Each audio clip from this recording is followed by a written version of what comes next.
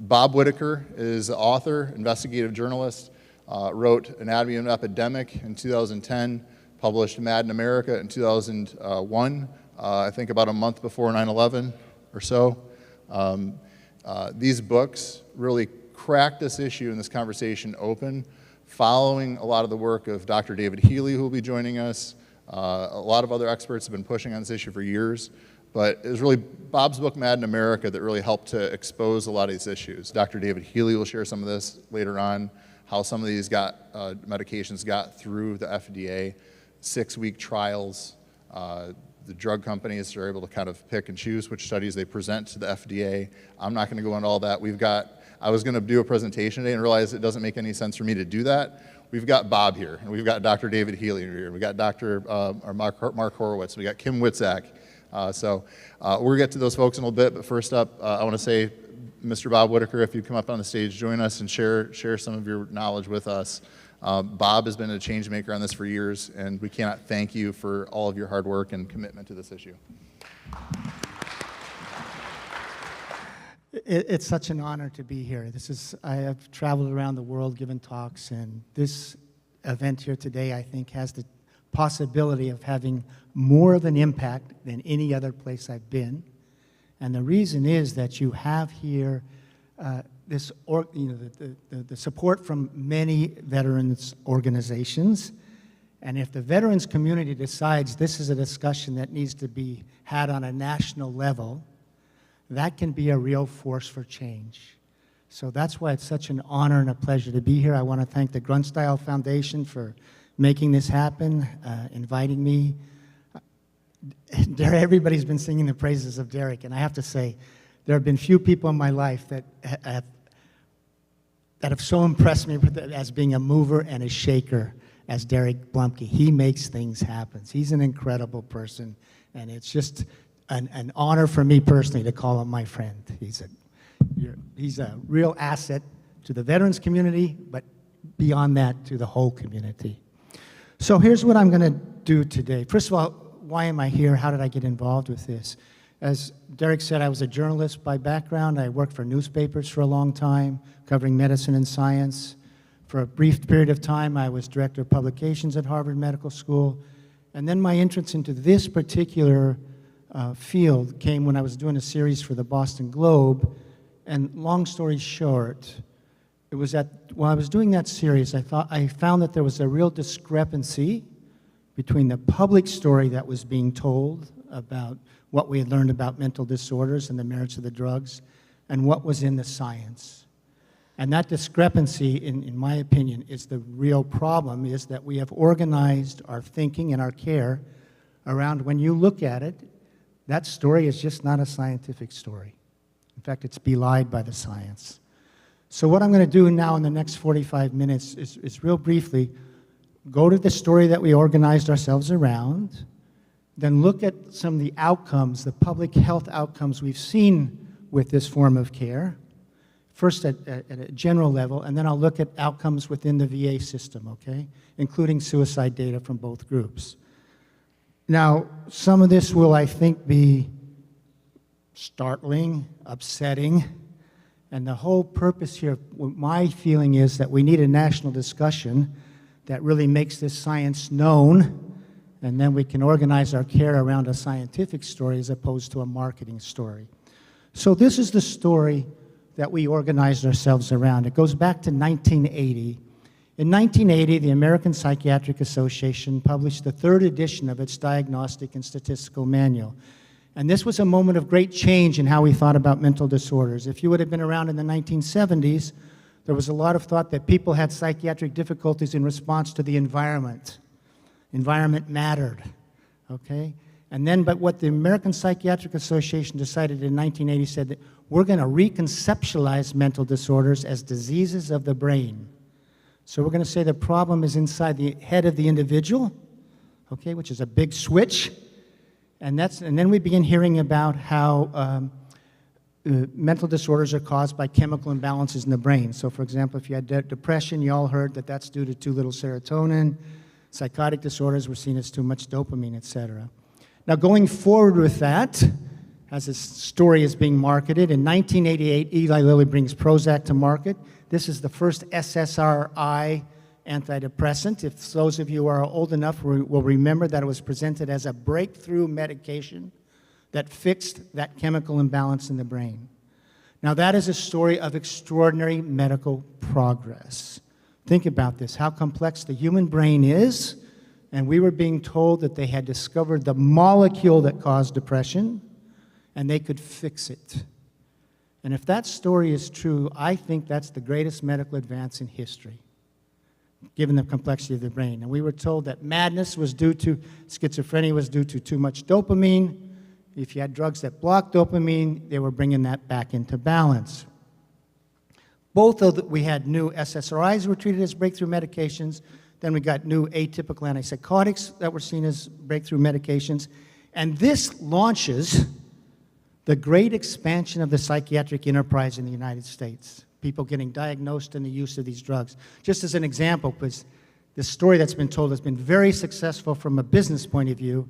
In 1987, our country spent $800 million on psychiatric drugs. 20 years later, when I was getting ready to write Anatomy of an Epidemic, we were spending $40 billion on psychiatric drugs. That's a 50-fold increase in the market, and from the pharmaceutical companies, that's a great success story. Now, in 1994, the APA published the DSM-4, the fourth edition, and what did they do? First of all, you got to know that the people on those panels that were setting the diagnostic criteria and standards, virtually all of them were taking money from the drug companies. So what do the drug companies want to do? They want to see the market. They want to see the diagnostic categories expanded so you can get more people basically into that market for psychiatric drugs. And once they had done the expansions, they did surveys, and they said now 26% of American adults suffer from a diagnosable mental disorder each year, and 13% of youth experienced about a mental illness each year. By the way, those of you who are as old as I am, I was born in 1952, I knew no kids who were medicated as a kid. No classmates, it just wasn't happening. Then, so what happens next? Starting in the 1990s, you start seeing efforts done by the American Psychiatric Association, which, by the way, were being funded by the drug companies, saying that we needed screening efforts to identify people who had depression, and we had to, and antidepressants were pitched as lowering the risk of suicide, so you needed to get people in treatment and on these medications. And this, again, expanded the use of these drugs and expanded the number of people getting diagnosed. And where are we today? Nearly 1 in 4 American adults in 22 took a psychiatric drug on a daily basis. So really what you see, we organized ourselves around a story of a great medical advance. We heard that antidepressants reduce suicide, these drugs fix chemical imbalances, and more and more people got diagnosed and treated. And of course that's happened within the VHA. When I did that series on for the Boston Globe, one of the sort of foils for it was that, in fact, these drugs fix chemical imbalances in the brain, and therefore if you ran studies where when you withdrew the medications, that was unethical because we were told the drugs were like insulin for diabetes. You would never withdraw insulin from a diabetic to see if they became sick again, and we said, so these studies are unethical where they've withdrawn the drugs. However, it was while I was doing that series that I started to see that maybe this story wasn't founded in science. And one of the very first things I looked at when I did Mad in America was, did they actually find that people with depression had too little serotonin? The answer is, in 1999, the American Psychiatric Association's own textbook says that hypothesis didn't pan out. That hypothesis was declared dead in 1999. And then when I asked various experts about the chemical imbalance theory, here's what they told me. Well, we didn't actually find that. It's a metaphor that gets people to take their drugs. Now, as a journalist, you're not supposed to be a conduit for lying to the population. And that's really why I wrote these books about trying to figure out what the science really shows. So real quickly, I'm going to focus on the impact of antidepressants on mental health outcomes. The reason for this class of drugs, it's the most popular class of drugs. Something like 20% of adults are now taking an antidepressant. And let's just look at what the science says about their impact First, we'll do it within the general public, and then we'll look at it within the VHA. And here's the data you find. In industry-funded trials that last 6 weeks in antidepressants, the SSRIs, and other antidepressants, they are seen to provide a marginal benefit over placebo. In other words, they knock down the symptoms of depression a little bit better than placebo. And that's the evidence for the benefit for the use of these medications. Now, what I was interested in the book in 2010, Anatomy of an Epidemic, is said, okay, that's your 6-week data, but what is happening to people on these drugs long term? How is it in fact impacting people over the long term? What does the research literature say? And here's what you'll find. Unfortunately, it increases the risk that depression will run a chronic course. Before the era of antidepressants, depression was understood to be an episodic problem. You had a time of depression, and it went away. But now that it was reconceptualized as a disease of the brain, and it does run a much more chronic course than it used to. The second is that people with unipolar depression, in other words, just depression, no sign of mania, will convert to bipolar disorder. Antidepressants increase the risk that you'll move from a depression diagnosis to a bipolar diagnosis, and we'll look at that data. And once that happens, you're now seen as having a much more serious mental illness, okay? It's a worsening. There's a lot of data that shows that with treatment with antidepressants, it increases the risk that a person will become disabled, on disability, because they become less functional. And as we go over the disability data, this is not meant to be that we shouldn't have disability payments to people, whether it be in the VA or in the general government. But I think we can agree that we don't want a form of treatment that increases a risk of someone who has an initial problem that they will end up on disability, because it's not the end that we want for each other. And then finally, you're going to find, unfortunately, there is incredibly consistent evidence that antidepressants, rather than have a suicide protection benefit, increase the risk of suicide. And we'll look at that both nationally and within the VHA. Real quickly on this, I know you've never, this is important for understanding informed consent. So when you say that antidepressants have a marginal benefit, one of the ways that researchers try to sort of quantify that benefit is something called an effect size. You don't need to know how it's done. What an effect size does, it looks at the spectrum of outcomes on antidepressants versus the spectrum of outcomes in terms of symptom reduction on placebo. And you'll see these are the two bell curves, and there's a tiny difference, right? That tiny difference is the marginal benefit. And now once you know the effect size, you can say, how many people must be treated to have one additional response beyond placebo, okay? It's called the number needed to treat. With antidepressants, you have to treat 8 people to get one person that has, over the short term, an additional benefit, which means when you look at effect size, and this is something that it should inform the informed consent, 7 out of 8 people who take an antidepressant will experience be at risk of experiencing the adverse effects without any additional benefit. And those adverse effects include sexual dysfunction, converting to bipolar, all those things. So effect size is actually seen as so critical to inform consent of medications, and I'm willing to bet none of you were told about this when you were presented with the idea of having a psychiatric drug. So now we're gonna move through this quickly, okay? There is a lot of evidence that if you go through the history of treatment of depression, up until 1980s, they said it was an episodic disorder. You're gonna get better, okay? Then we get the DSM-3, and all of a sudden they're reconceptualizing it as a chronic disorder. And now there's been studies in many different countries, but this is the big study done by the United States, the National Institute of Mental Health, to see is what sort of outcomes are we getting in depressed patients, outpatients, over a 1-year period with the use of antidepressants. Now, the STAR-D study, it's the largest antidepressant trial ever conducted in anywhere, 4,041 patients, and it was meant to mimic real-world care. So if people didn't respond to and people were just moderately depressed who were entered into the study. If they didn't get better with the first antidepressant, you could try a second antidepressant. If you didn't get better with the second, you could try a third. If you didn't get better with the third, you could try a fourth. So there were 4 tries to see if you would, quote, remit. Now, the published data said that 70% of people remitted during this trial. This is the largest antidepressant trial ever conducted, and that finding is fraudulent. They did variations by the protocol in order to increase it, and this is a fraud that is ongoing right now, because what happened is finally people got, other researchers got access to the patient-level data, and they found out that the real data was this. Of 4,041 patients who entered, only 1,518, about 38%, ever remitted for a single day. Now, the key thing is, once they remitted, they were whisked into a one-year follow-up trial. And the goal was, can we keep people well and in care? And at the end of 1 year, of the 4,041 patients who entered, only 108 were still in the trial and well. That's a documented stay well rate of 3%.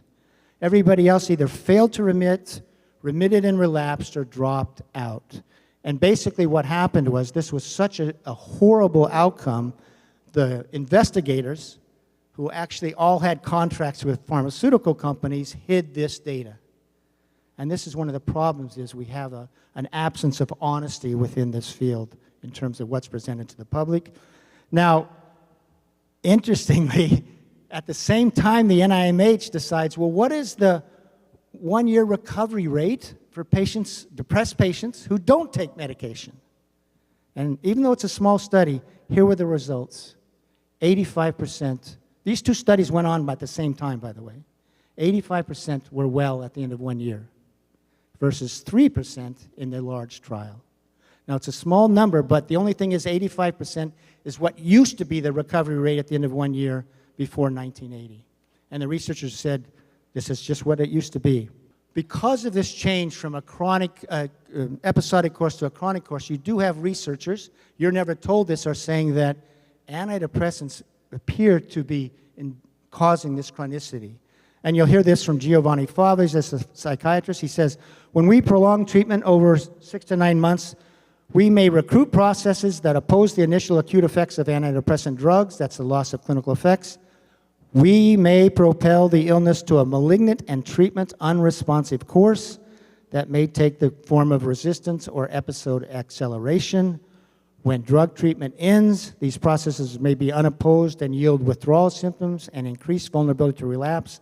Such processes are not necessarily reversible. What they're talking about is when you go on an SSRI, it blocks the normal reuptake of serotonin, upping serotonergic activity, and your brain, in response, trying to maintain normal function, actually dials down its own serotonergic activity. That's what they're talking about, drug-induced oppositional intolerance. I'm including this quote so you don't see it's just from me. This is a worry that exists in the literature, that it's being talked about. It's never presented to the public. Anyway, they've now labeled this tardive dysphoria, and you can see a chronic and treatment-resistant depressive state is proposed to occur in individuals who are exposed to potent antagonists of serotonin reuptake pumps for prolonged time periods. And then he goes on, tardive dysphoria manifests as a chronic dysphoric state that is initially transiently relieved by, but ultimately becomes unresponsive to antidepressant medication. Serotonergic antidepressants may be of particular importance in the development of tardive dysphoria. Many of you may have heard of persistent sexual dysfunction. That is seen as part of this tardive dysphoria thing. And the other thing that really what it means is people feel numbed out. They just feel that they can't mount emotional responses to the world. It's not exactly depression. It's like after time, it's like their ability to respond to the world emotionally diminishes. Okay, that's the chronic bit. This is data about the conversion to bipolar. This is well recognized within the field that you have a risk when you go on an antidepressant, particularly an SSRI, that it will induce mania. Once you get the induction of mania, you get diagnosed with bipolar. This is a very large study that was done in 2002 at Yale. They examined the records of 88,000 patients. And what they did is they looked at people initially diagnosed with an antidepressant, with unipolar depression. Then they looked at those who took an antidepressant and those who did not, and they found that the conversion to bipolar was 8% for those who took an antidepressant and 4% who didn't. In other words, it doubled the risk of developing bipolar disorder. And so what happens as SSRIs become so popular? You see a rise in bipolar diagnoses, of people coming in with bipolar diagnoses. You'll see a 40-fold increase for the children, youth, I should say, 18 and under. You basically never saw juvenile bipolar disorder before we started using antidepressants, and an 85% increase, and that's over 1 decade. Now we'll get into the disability data real quickly. This was a 6-year study, and it was also done by the NIMH, and they wanted to say is, their hypothesis was that people with depression who get treated will be more likely to return to work, and that makes sense if you have drugs that work. So they looked at this, and what they found, in fact, and by the way, at the beginning of this study, they both had similar symptoms. The treated, now this isn't randomized. The untreated group was people who said, I don't want to take the meds, okay? And you see that the cessation of role functioning, losing your jobs, it was 3 times as high for those who were treated. And in terms of became incapacitated, that's basically going on disability, it's like 7 times higher for those who got treated with antidepressants. This was a Canadian study. What they did is they looked at workers, people employed who went on short-term disability due to depression. And then they looked at those who, and that's for like 6 months, and then they're either supposed to go into long-term disability or return to work. They looked at those who got treated with, who decided to take medication, and those who did not. And they found that those who did not had a higher return to work, and they were only half as likely to go on to long-term disability. Now, one of the things I was interested in as a marker of whether this form of care is working is disability rates in the United States. And so, for example, in 1987, we had 1.2 million Americans who were on government disability, SSDI, due to a psychiatric disorder. By 2007, it was over 4 million. In terms of our youth, in 1987, there were 16,000 youth seen as disabled by getting a disability payment because of a psychiatric disorder. By 2007, it was over 600,000. So an extraordinary increase. Then I was asked by a work group in the UK Parliament to look at specifically rise in prescribing of antidepressants and rising of disability due to mood disorders. So this is what this is. This is a chart on the left, the rise in the number of people on disability in the United States due to mood disorders. You see from 1994 to 2013, it went from 440,000 to 2.2 million. At the same time, we got this increase in the use of antidepressants. But they wanted to see it, was this happening in other countries? United Kingdom, same thing. As antidepressant prescriptions went up, so did disability numbers due to mental disorders. Australia, same thing. As more of the population went from 1% in 1991 using an antidepressant to 10%, you got a 5-fold increase in disability. Denmark, same thing. This is new cases of disability each year as more people use antidepressants. Sweden, same thing. Iceland, same thing. So, you know, you could say this is a correlation, but you also have other data saying that deciding to take a medication long-term increases your risk of disability and increases your risk of being, getting a bipolar diagnosis. So real quickly, this is looking at suicide data since in this era of Prozac. It's something I researched for. I run a webzine that Derek used to be the editor of the veteran section for, called Mad in America, so we did this report for this. Now, you've all heard that there's a black box warning on antidepressants for people under 25, as if it's only people under 25 where the antidepressants increase the risk of suicide. That's just not true. What happens is that black box warning comes from industry-funded trials of their drugs, and what became very well known is 2 things. In those industry-funded trials, which, by the way, exclude people with suicidal ideation, because they want to have as little suicide as possible in this. One, they hid suicide attempts and suicides from the drug group. And 2, they used a part of the design of clinical trials to assign suicides to the placebo group that shouldn't have been assigned. What they do is when you go on a clinical trial, you wash people out of the drugs they are on for like a week. And then so now everybody's got the drug supposedly out of their system. Now you randomize to placebo or drug. What the drug companies did is during that washout period, if someone committed suicide or had a suicide attempt, they attributed it to placebo, which they're not supposed to do because it's before randomization. So David Healer, who you're going to hear from later today, he and his colleagues did an exhaustive review of 702 randomized clinical trials of SSRIs. And what they did is they accounted for this switching from this time into the washout to suicide. And then you said, which group in these 702 trials were more likely to have either a suicide or a suicide attempt? And you see, since 1987, that's when Prozac comes on the market, all of these meta-analyses show that basically SSRIs double the risk of suicide in all age groups. Okay? And you'll hear from David Healy. But you see, this is a big study doing this. Now, this is a different type of study. That was a big study done in the UK. They look at depressed patients in primary care settings. They looked at people who took antidepressants, whether SSRIs or tricyclics, and those who either didn't take them at all or were off.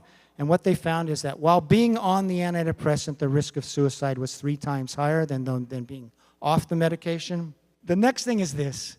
In the 1990s, the World Health Organization began pushing countries around the world to implement mental health legislation, increase access to drugs, adopt suicide prevention programs, that sort of thing. And then in 2004, an Australian group said, okay, what happens to basically suicide rates when you adopt suicide prevention programs, increase access to drugs, and basically policies around promoting better mental health? And what they found is the introduction of these programs led to increases in suicide across all these cultures. The adoption of mental health legislation associated with a 10.6% increase in suicides. National health policy associated with an 8.3% increase in suicides. Adoption of a therapeutic drug policy designed to improve access to psychiatric medications, 7% increase in suicides. Adoption of a national mental health program was associated with a 4.9% increase in suicide. They concluded, it is a concern that national mental health initiatives are associated with an increase in suicide rates. Now, I want to echo something Derek said. The people doing this are trying to help people. They're designed to help people who are struggling. But the question is, which I raised at the beginning, or maybe I forgot to raise it, what this discussion is about, do we have a paradigm of care that on the whole does more good than harm? Or have we adopted a form of care that does more harm than good? And if it's the latter, of course, you have to rethink that whole paradigm of care. And what I'm showing you is on a national level, it seems to be doing more harm than good. Now, here's just the National Suicide Prevention Initiatives in the United States. In the 1990s, there was something called the American Foundation for Suicide Prevention, which, by the way, was getting drug company money to promote suicide prevention efforts. And they lobbied the federal government to create a national suicide prevention program with the idea that antidepressants are the thing that will lower the risk of suicide. 1999, the U.S. Surgeon General, David Sasser, issues a call to action to prevent suicide. We get a national strategy in 2001, and since 2001, government agencies at all levels, federal, state, and local, have launched suicide prevention efforts. They've, of course, happened within the VA, which urge people to seek treatment with antidepressants presented to the public as lowering the risk of suicide. So what has happened to suicide rates in the United States since we adopted suicide prevention programs? They've risen steadily from 2000 forward. They've gone up about 40%. Okay? Now, one of the things that I looked at was the percentage increases in antidepressant usage since this time. And just drew a thing and the percentage increase in antidepressant usage and the percentage increase in suicides. This is for all adults. You'll see that from 1999 to 2002 to basically 2003 to 2006, our antidepressant use rose 40%. What do you get? You get like there's a correlation with a 5% increase in suicide. And you'll see by the time that in the 2013 data, antidepressant usage had increased 70%, and our suicide rate had increased about 10%. This is the same sort of data for females 12 and older. You see this correlation between increased antidepressant use and suicides. That's the male. And so you see this correlation over and over again. Now we'll switch to the VA data. This is a report that Derek and I collaborated on for Mad in America, and it was really focused on veteran suicides with some of the data coming from the VA. So we just talked about the country launching a suicide prevention effort. Within the VA, it really took off in around 2005. 2006, they launched they appoint a National Suicide Prevention Coordinator. They conduct campaigns. Here's one thing that's really key. Within its own VHA facilities, the VA has introduced mandatory screening for all vets. Every vet entering the system is screened for depression, PTSD, and substance abuse, and all those who are diagnosed with a psychiatric disorder are assessed for suicidal intent. It makes sense if you think this form of care is helping people. Okay, and every vet I think this is probably still true. Every vet is screened annually for depression within the VHA, and all of those diagnosed with PTS upon entry are rescreened for this disorder for the next 5 years. Now what you see here is with this screening, the number of veterans getting diagnosed is going to skyrocket with the disorder, and the number of veterans being treated with psychiatric drugs is going to skyrocket. And look at this following thing.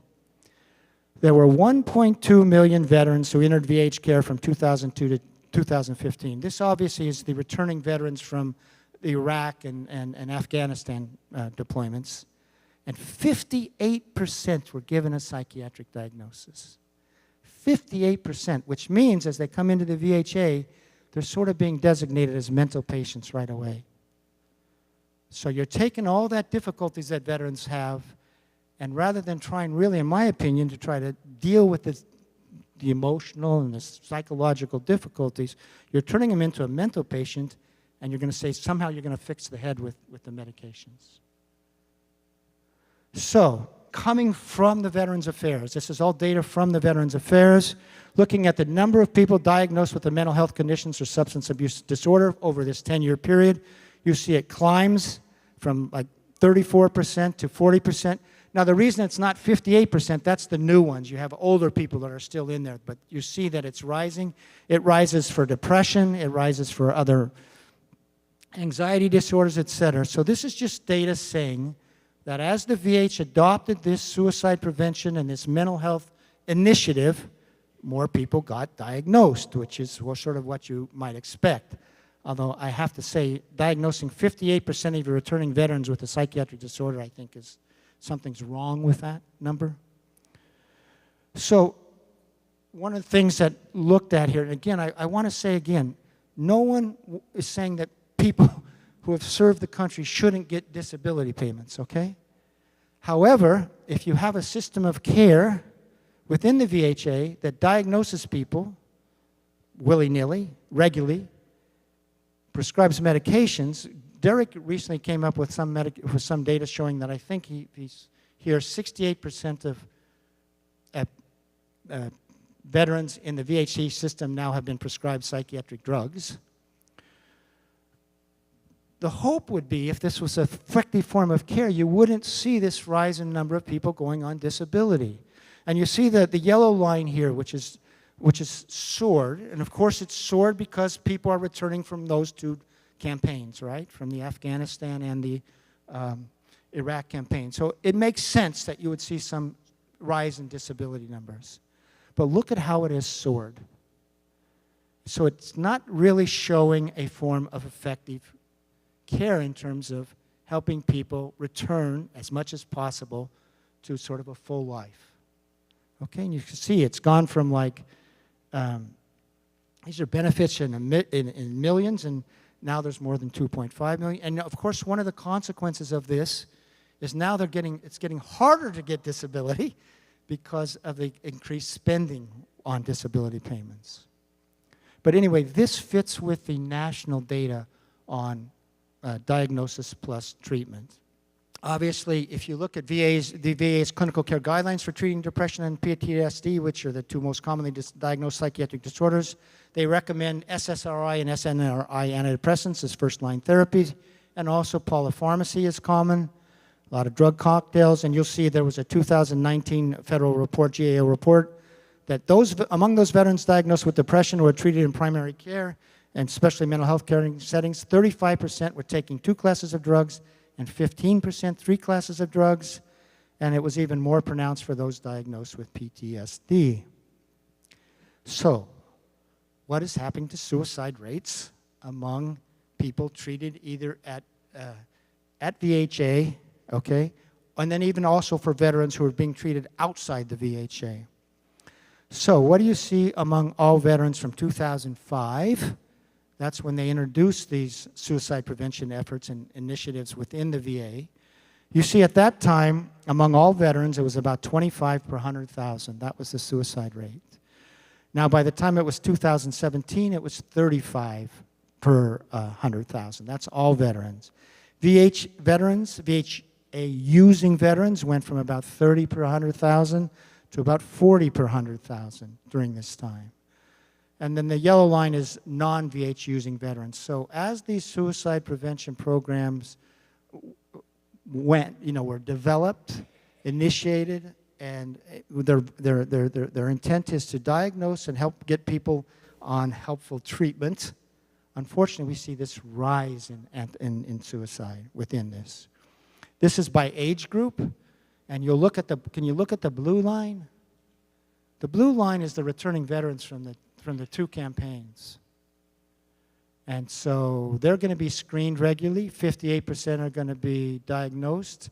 And what do you see? You see that the suicide rate went from about 22 per 100,000 in 2006 to about 40 to 45. Okay? This is the most upsetting data that the VA has released.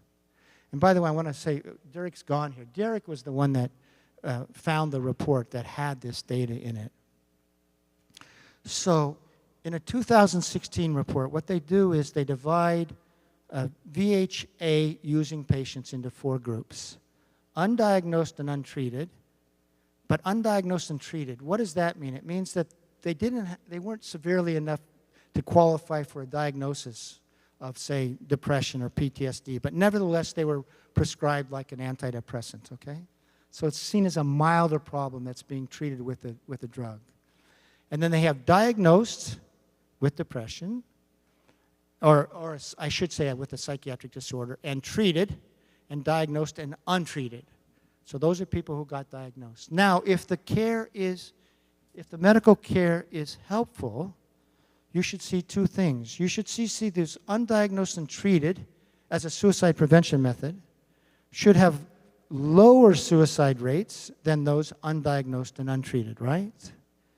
And you should see that among the diagnosed group, it's the diagnosed and treated who have lower suicide rates than the diagnosed and untreated. That would be the data you would expect from an effective form of treatment.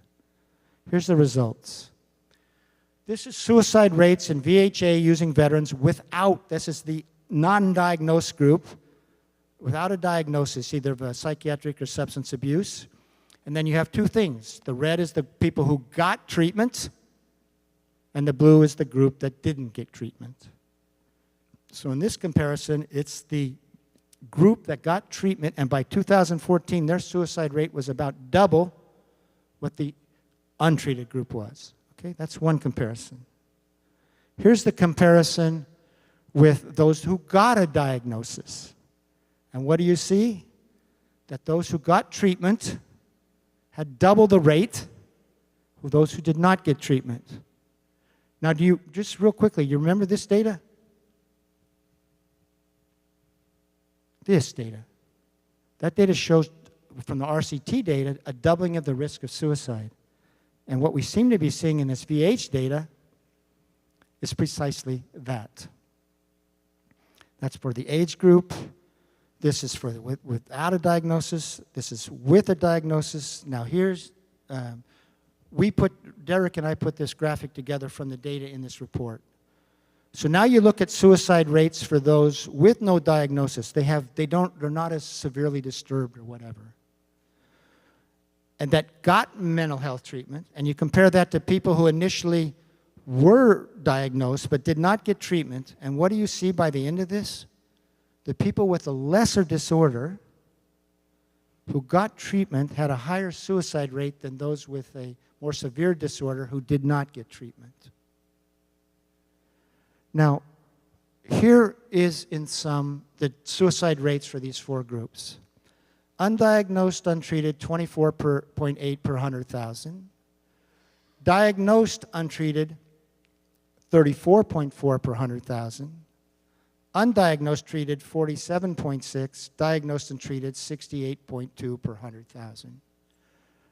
Now, at the very least, I think the VHA and the Veterans Administration has an obligation, as part of its service to the veterans, to ask what the hell is going on here.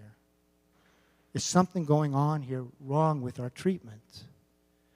And unfortunately, well, that's why this conversation is important, because hopefully you can have a conversation about what is going on and have we organized ourselves and our thinking around the story that was told to us about drugs that fix chemical imbalances, story of a great medical advance, antidepressants lower the risk of suicide, they're breakthrough medications.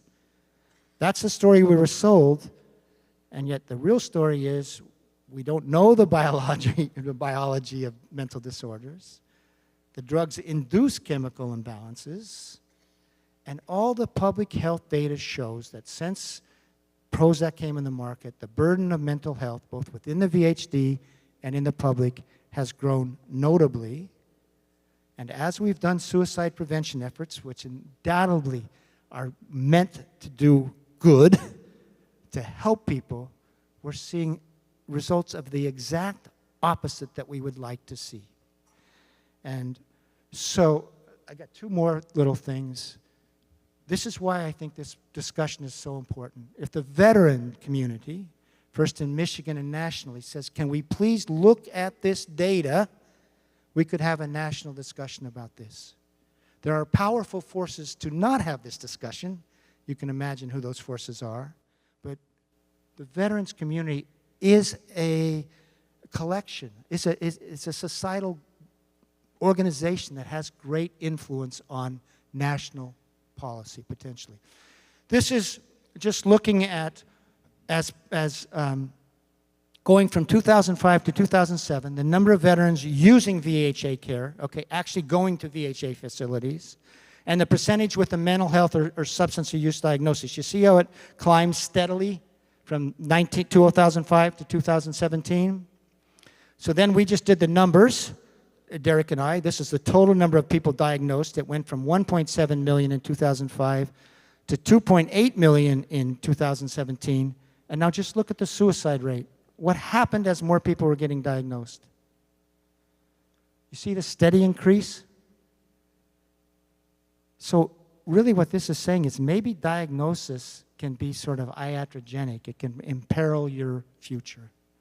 That doesn't mean you shouldn't help people, but maybe the diagnosis that then leads to treatment can be a problem. And this has been particularly true for the veterans that are young and returning back from these two campaigns, the two deployments to Iraq and Afghanistan. So you look at, these are the number of veterans aging 18 to 34 using VHA care. And you'll see it did understandably go from about 350,000 in 2005 to 687,000 in 2017. Look at the number of suicides. Now remember, 58% of this group is getting diagnosed with a psychiatric disorder. They're coming into the VHA, and they're being said to be having a psychiatric problem. Look at the suicide rate. This is what Tim was talking about, you're all talking about, of having lost friends and all. This is the numbers. So the more these veterans, young veterans are coming in, the more they're getting diagnosed. Instead of seeing a reduction in suicide, we see a steadily climbing of suicide. And here's the age-adjusted suicide rate for veterans by VHA use. You see it's a little higher for VHA users than non-VHA users. But there's a lot of diagnosis going on in non-VHA settings. And here's just the suicide rate for veterans ages 18 to 34. It went from around 20 to 25 to 50, a doubling over this time. And here's the bottom line number that I think is so tragic. You've heard the total number of suicides since, I think, what they spoke about 2000. But there were more than 70,000 suicides by veterans from 2006 through 2018, which is when we were looking at these suicide prevention programs and when the VA did publish that report. I don't know of an updated report. Now, if suicide rates had remained stable at the rate they were in 2006, which was the year that the VA launched its suicide prevention efforts, there would have been 10,000 to 15,000 fewer suicides among our veterans during that 13-year period. Now, I just want to emphasize what Derek said. I know that suicide prevention efforts are well-intentioned, but they're clearly not working for our veterans or for the population as a whole. And the real problem is this. We organized our thinking and a care around a story that served marketing purposes. Pharmaceutical companies promoted this chemical imbalance story, and what happened is so many of the academic psychiatrists were receiving huge amounts of money, hundreds of thousands of dollars, by the pharmaceutical companies to help promote the use of these drugs and to build these markets. And so you had a medical discipline, the American Psychiatric Association, in concert with pharmaceutical money, and they sold us a story about breakthrough medications that fix chemical imbalances, and drugs that, I'm going to be out of here in 1 minute, and drugs that reduce the risk of suicide, and all the public health data is of the opposite sort, and if you look in the science, the whole chemical imbalance story was discarded more than 20 years ago. So thank you.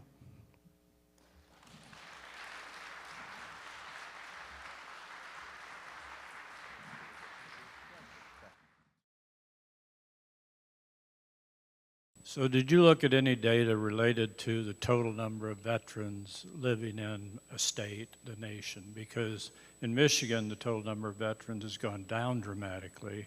And so this data, if you looked at it related to the total number of veterans, would even be worse. You know, one of the agenda items here today was to get the VA to release more data. And unfortunately, I don't know any state-by-state data. Well, you can't get it. You can't get it by county either. Yeah, so... I'm in Kalamazoo County. I can't get Kalamazoo County. But you should be able to get that data. Yeah, this is part of the problem. You need to dig into this data to see, is it happening differently? And is it even, like let's say in Michigan, even as your number of veterans declines, if your suicides are rising, you got a real problem. Exactly. Yeah. We need that data. That's one of the agenda items here is drill down, and so you know the data by different states. And maybe you'll find some state that's doing great, right? Hopefully, but the national data is terrible, and you'll see that they didn't publicize this data, right? On this suicide report, were you informed about this? Were anybody informed about this data? It's a national VA report on suicide among veterans.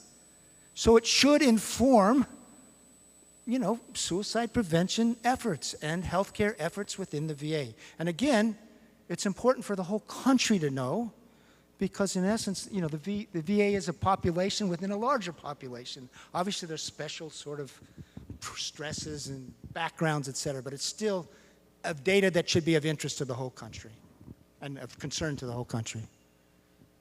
Any other questions? Yeah.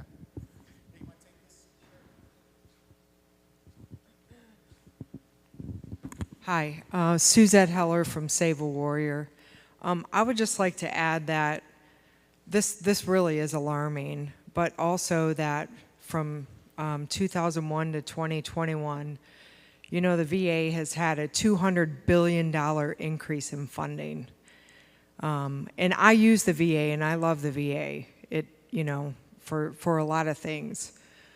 But I think the bigger question here is, why are veterans being prescribed this? There's so many other alternative methods out there for mental health.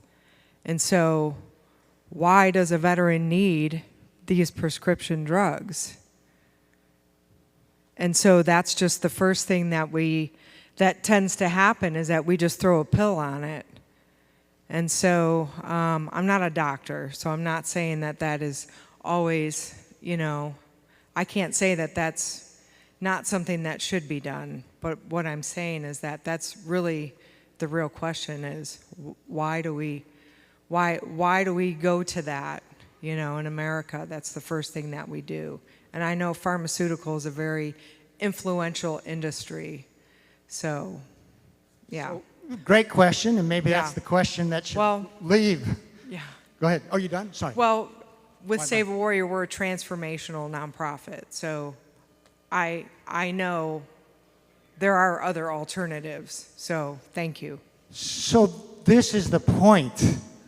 It's not that you want people not to get help, but is this the proper help? And if you avoid this sort of drug response, you're much more likely to be able to sort of recruit elements of resilience in the person. And to be honest with you, one of the things they say about recovering from depression or anxiety is you need to have your emotional capacities available to make that transformation. And a lot of times these drugs diminish your emotional capacities to respond. And you know with that one study, and then I'm going to get off the stage, the one study that showed the untreated people over 6 years in the NIMH study that had very low disability rates, one thing that was really interesting, those who took medication saw their social status, their economic status decline. Those who went untreated actually saw their economic status increase after 6 years. And what the researchers concluded is the depression in that case was a sort of a signal that they needed to make changes in their life. And they went through this period of making changes in their life. So you've just raised the question that I think the VA should be asked to answer. Why are they medicating 58% or 68% of veterans? Why aren't they doing the other things to build on resilience and help people get their lives back? So you've, I think, identified the very question that can be promoted at a national level. So thank you.